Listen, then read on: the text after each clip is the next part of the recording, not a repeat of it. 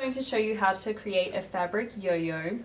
These are really cute and you can create them to look like a flower, and you can use them to embellish home decor, things like pillowcases. You could use them on a scrapbook page, on a card, or ideally you could use them to alter a piece of clothing. And if you don't have a circle fabric cutter, just take a found object. I've just got the lid of a jar and I'm going to use that as my guide to cut out a circle.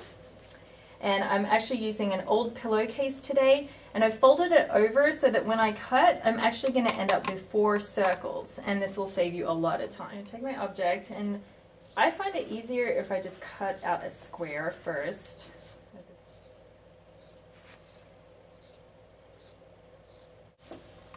So you're going to take one piece of fabric, and just keep in mind that if you're doing a patterned one, that when you start, you're going to put it face down. So to begin, you're just going to take the edge and just fold it over slightly. And then you're going to do a running stitch all the way around the edge. Nearly finished with the stitching. I'm just going to pull that one through, and then you're going to kind of turn the inside in a little bit, and just keep in mind that you might want to use a color thread that matches the fabric that you're using, but for the purpose of the video I just wanted to use a lighter color so that you can see the stitching in detail. So then you're just going to take the thread and pull it, and then that's going to pull it into the yo-yo flower shape.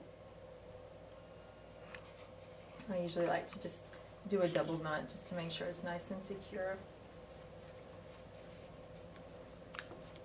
And you're just going to trim off the thread as close as you can to the fabric. Okay, and there's your finished flower yo-yo.